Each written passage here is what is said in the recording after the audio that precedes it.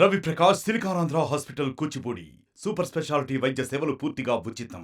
కలియుగ ప్రత్యక్ష దైవమైనటువంటి తిరుమల శ్రీ వెంకటేశ్వర స్వామి కొలువైనటువంటి ఆ తిరుమలలో భద్రతా ప్రమాణాలు ఏ విధంగా ఉన్నాయి, అసలు తరచూ జరుగుతున్నటువంటి ఘటనలు అంటే గతంలో ఆనంద నిలయం అంటే స్వామివారి గర్భాలయం లోపలే మొబైల్ తీసుకొని వెళ్ళి చిత్రీకరించినటువంటి దృశ్యాలు కావచ్చు, నిన్నటికి నిన్న క్యూ లైన్లో ప్రాంక్ వీడియో చేసినటువంటి ఘటన కావచ్చు, అదేవిధంగా తిరుమలలో యథేచ్ఛగా ధూమపానం మద్యపానం సేవిస్తుండడం కావచ్చు, అదేవిధంగా చైన్ స్నాచింగ్ దొంగతనాలు ఘటనలు కావచ్చు, ఆత్మహత్యలు హత్యలు కావచ్చు, వీటన్నిటిపైన భద్రత ఏ విధంగా ఉంటుంది, తిరుమలలో పోలీస్ భద్రత ఏ విధంగా ఉంటుంది, విజిలెన్స్ తనిఖీలు ఏ విధంగా ఉంటాయి, అసలు తిరుమల వెళ్ళే ముందే ఎక్కడి నుంచి ఈ తనిఖీలు ప్రారంభమవుతాయి, ఎన్నంచెల భద్రత ఉంటుంది అని చెప్పి ఆర్టీవీ ప్రేక్షకులకే కాదు యావత్తు తెలుగు ప్రేక్షకులకనే కాదు స్వామివారి భక్తులందరికీ కూడా తిరుమల భద్రతా ప్రమాణాలపైన పూర్తి గ్రౌండ్ రిపోర్ట్ని అందించడానికి ప్రస్తుతం నేను అలిపిరి వద్ద ఉన్నా.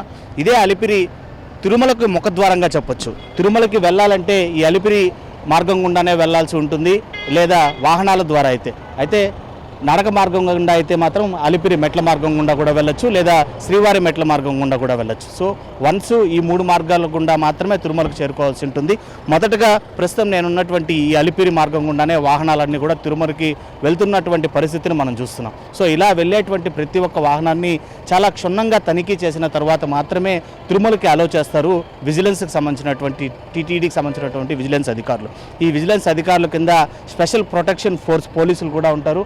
సో వాళ్ళ అండర్లో ప్రతి ఒక్క వాహనాన్ని ముందరున్నటువంటి బ్యానెట్ను ఓపెన్ చేసి మరి అదేవిధంగా యాత్రికులు తమ వెంట తెచ్చుకున్నటువంటి లగేజ్ కావచ్చు, వాహనాల కింది భాగంలో స్కాన్ చేయడం కావచ్చు, వీటన్నిటిని తనిఖీల అనంతరం మాత్రమే ఇక్కడి నుంచి తిరుమలకి పంపడం జరుగుతుంది. కేవలం ఏదైతే నిషేధిత వస్తువులు అన్నింటినీ కూడా వీళ్ళే హ్యాండ్ ఓవర్ చేసుకోవడం జరుగుతుంది. కొంతమంది యాత్రికులు తెలియకుండా మద్యపానం బాటిల్స్ తీసుకొని వచ్చినా, లేదా ఏదైనా తిరుమలకి వెళ్ళకూడనటువంటి అంటే గ్యాస్ సిలిండర్స్ కావచ్చు, కొంతమంది యాత్రికులు తమ వెంట తెచ్చుకుంటూ ఉంటారు వంట వగైరా చేసుకోవడానికి, వాటన్నిటికీ కూడా అనుమతులు లేనటువంటి పరిస్థితుల్లో ఈ విజిలెన్స్ అధికారులే వాటిని తీసుకొని వెళ్ళి ఇక్కడే భద్రపరుస్తూ వాళ్ళకి ఒక రిసీట్ కూడా ఇచ్చి పంపించేటువంటి పరిస్థితి ఉంటుంది. సో ఈ విధంగా తిరుమలకి నిషేధిత వస్తువులు అన్నింటినీ కూడా వాహనాల ద్వారా తరలించేటువంటి భక్తుల దగ్గర నుంచి కూడా ఇక్కడే మొత్తం కూడా తీసివేసి కేవలం యాత్రికులు తమ వెంట తెచ్చుకున్నటువంటి అలౌడ్ ఉన్నటువంటి వస్తువులను మాత్రమే తిరుమలకి పంపిస్తూ ఉంటారు.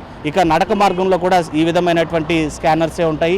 అక్కడ కూడా ప్రతి ఒక్క భక్తుడిని క్షుణ్ణంగా తనిఖీ చేసి నిషేధిత వస్తువులన్నింటినీ కూడా పక్కకు వంచి తిరిగి నడక మార్గం కూడా అలో చేస్తుంటారు. ఇక తిరుమలకి చేరుకున్న తర్వాత అనుమానం వచ్చినటువంటి వాహనాలను తిరుమల జీఎన్సీ టోల్గేట్ వద్ద ఆపడం కానీ, లేదా మార్గ మధ్యంలో కూడా ఎలాంటి ఇన్ఫర్మేషన్ ఉంటే ఆపడం కానీ జరుగుతుంటుంది. తిరుమలకి వెళ్దాం రండి, అక్కడ ఇంకా ఎన్ని భద్రతా ప్రమాణాలు, ఎన్ని లేయర్స్ ఆఫ్ భద్రత ఉంటుంది అనేది కూడా నేను మీకు ఎక్స్ప్లెయిన్ చేస్తాను. ప్రస్తుతం అలిపిరిలో ఏ విధంగా వాహనాలు తనిఖీ చేస్తారనేది కూడా మీరు స్క్రీన్ పైన ఉండేటువంటి లెఫ్ట్ సైడ్ లేదా రైట్ సైడ్ ఉండేటువంటి ఫోల్డర్స్లో కూడా మీకు కనిపిస్తూ ఉంటుంది. ఏ విధంగా వాహనాలను తనిఖీ చేస్తారు, అదేవిధంగా యాత్రికుల యొక్క బ్యాగ్స్ని ఏ విధంగా స్కాన్ చేస్తారు అనేటువంటి వివరాలను కూడా చాలా క్లియర్గా ఆర్టీవీ స్క్రీన్ పైన మీరు చూడొచ్చు.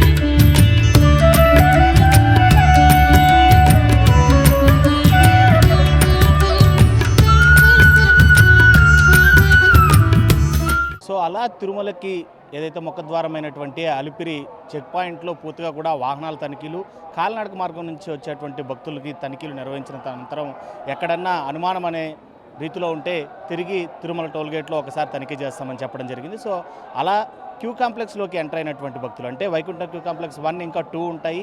వీటి ద్వారానే స్వామివారి గర్భాలయంలోకి కానీ మహద్వారం వద్దకు చేరుకోవాలంటే వాటి ద్వారానే చేరుకోవాల్సి ఉంటుంది. వాటి ద్వారా చేరుకోవాలి అంటే దాదాపు ఆ రోజు సర్వదర్శనం, ఉచిత దర్శనం లేదా బ్రేక్ దర్శనం, ఏ దర్శనాన్ని బట్టి అవాలా ఉండేటువంటి రద్దీని బట్టి క్యూ లైన్లో పొడిగింపు వరకు ఉంటుంది. దాదాపు 3 కిలోమీటర్ల నుంచి 5 కిలోమీటర్ల వరకు క్యూ లైన్ ఉంటుంది. ఆ క్యూ లైన్లో ఎంటర్ అయినటువంటి భక్తులైతే మాత్రం హ్యాపీగా తమ నడకను కొనసాగించుకుంటూ కూడా వైకుంఠ క్యూ కాంప్లెక్స్ వరకు తమ సెల్ ఫోన్స్ కావచ్చు, ఇతరత్ర ఎలక్ట్రానిక్ గ్యాజెట్స్ అన్నీ తీసుకురావచ్చు.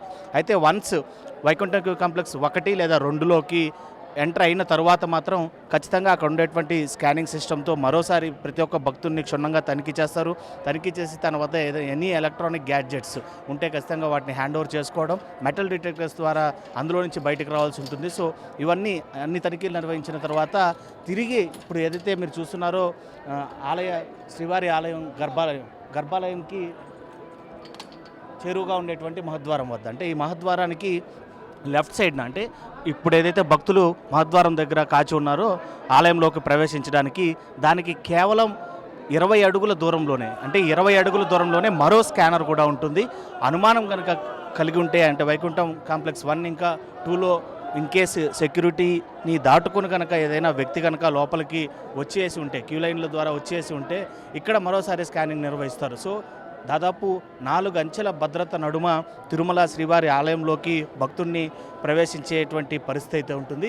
ఇలా గతంలో నుంచే కూడా జరుగుతున్నటువంటి సిస్టమ్ ఇది. అయితే నూతనంగా కూడా ఈ సీసీ కెమెరాలను ఏర్పాటు కావచ్చు, ఫేస్ రికగ్నైజేషన్ కెమెరాలను ఏర్పాటు కావచ్చు, అంటే వచ్చినటువంటి దొంగతనం చేసేటువంటి దొంగలు కావచ్చు వారిని రికగ్నైజ్ చేయడానికి ఈ ఫేస్ రికగ్నైజేషన్ కెమెరాస్ చాలా వరకు ఉపయోగపడుతుంటాయి.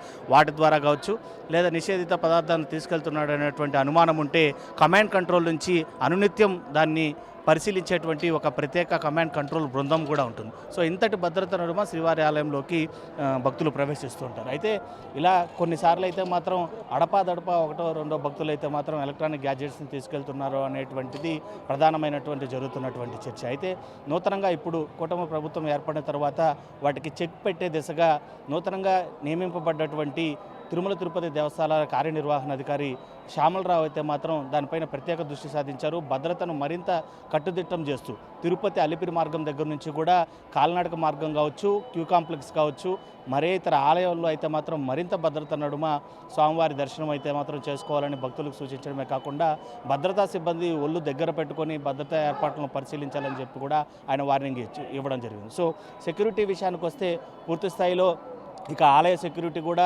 ఆక్టోపస్ బలగాలతో కూడా ఉంటుంది. మహద్వారం దగ్గర ఇటువైపు అటువైపు ఆక్టోపస్కు సంబంధించినటువంటి వారు, అదేవిధంగా ఎస్పీఎఫ్కి సంబంధించినటువంటి వారు కావచ్చు, ఆలయ ప్రాంగణం పైభాగంలో సైతం గన్స్ పట్టుకొని అనునిత్యం 24/7 పహారా కాసేటువంటి సెక్యూరిటీలు కావచ్చు. సో వీటన్నిటి నడుమ కూడా ఈ ఆలయం చాలా భద్రత నడుమ ఉంటుందనే చెప్పొచ్చు. అయితే భక్తి చాటున తీసుకుని వెళ్ళేటువంటి కొంతమంది ఏదైతే కావాలనే దాన్ని సోషల్ మీడియాలో వైరల్ చేయాలి, తాము ఫేమస్ అవ్వాలి అనేటువంటి వ్యక్తులైతే మాత్రం తిరుమల శ్రీవారి ఆలయము లేదా భక్తుల యొక్క మనోభావాన్ని ఏమాత్రం కూడా ఆలోచించకుండా కొన్ని సార్లు ఇలాంటి రిపీట్ చేస్తూ ఉంటారు. అయితే వీటన్నిటికీ మరోసారి జరగనివ్వకుండా చెక్ పెట్టాలని టీటీడీ అయితే మాత్రం చాలా పకడ్బందీగా భద్రతను మరింత కట్టుదిట్టం చేసినటువంటి పరిస్థితులు అయితే మాత్రం తిరుమలలో చాలా స్పష్టంగా కనిపిస్తున్నాయి. వీడియో జర్నలిస్ట్ మణికంఠతో Lokesh reporting for RTV Tirumala.